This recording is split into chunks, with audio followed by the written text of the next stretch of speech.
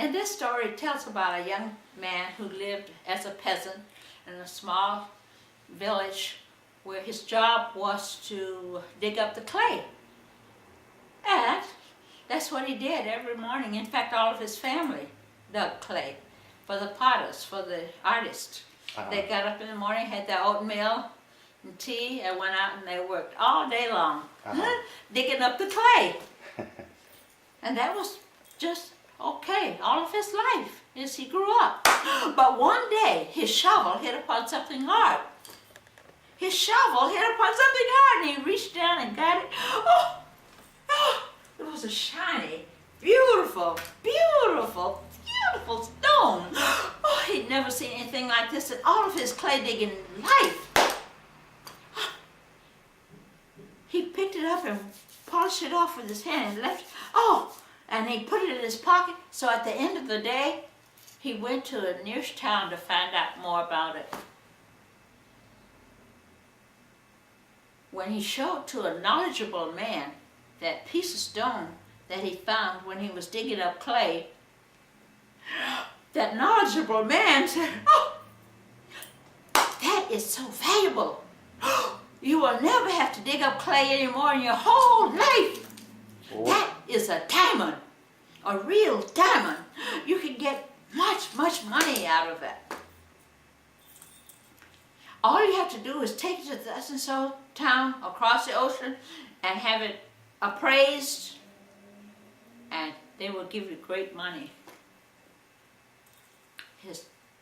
His face fell. He said, "But I've never been any more than 10 miles from where I was born.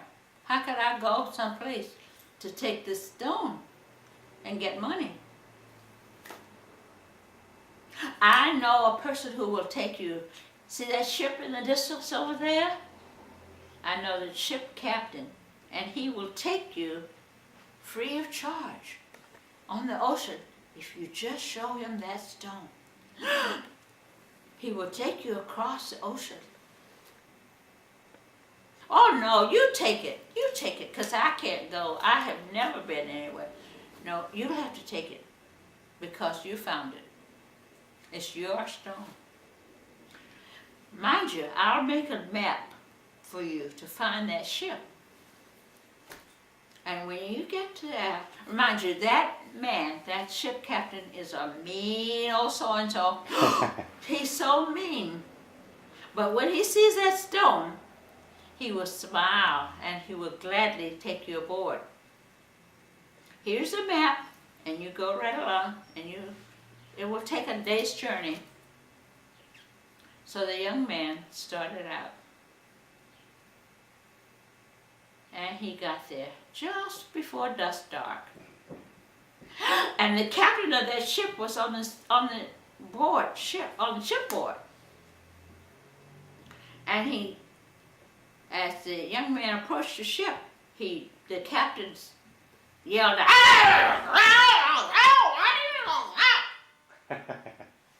As I told you, he's a mean old man. But he kept holding that stone, and he held the stone and held it until he walked right straight up to the ship.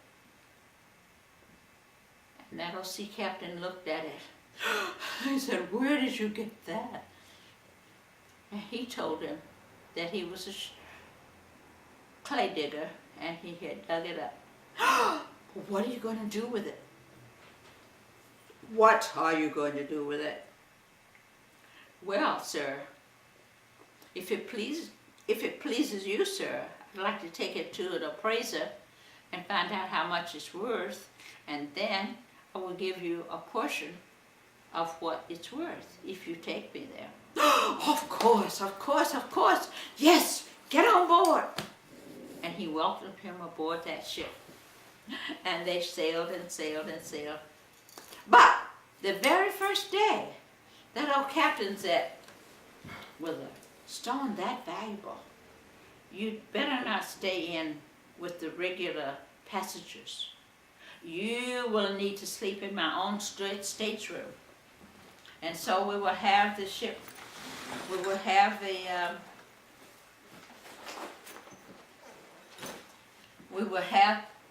you'll have to stay in my own stateroom to protect this stone. He said it in a very stern voice. You will stay in my stateroom so that we can protect that stone. The younger man agreed to do this. Clay digger agreed to stay in the stateroom. Oh, was it a beautiful stateroom? Oh, beautiful paintings on the wall like that one.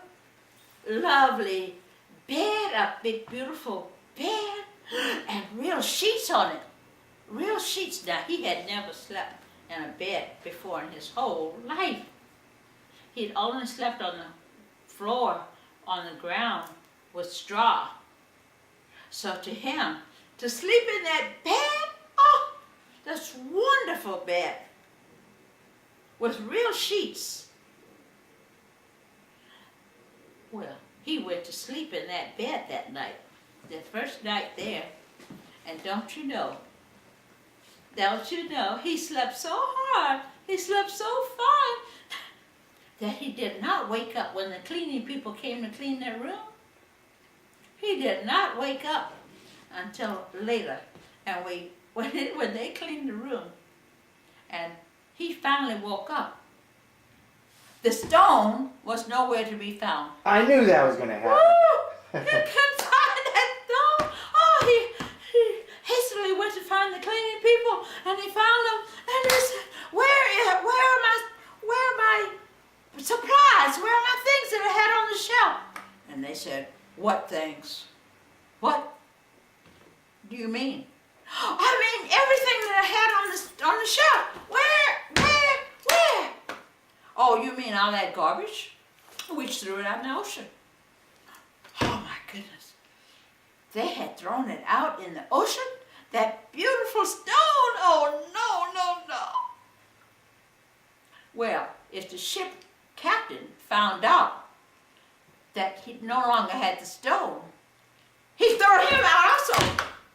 He would throw him out in the ocean. So, for the rest of the journey, every day he pretended he had that stone in his hand. Because he wanted to get off the ship. He kept his stone. Every time when the ship captain saw him, he would bow graciously with the stone in his hand. Then it was time to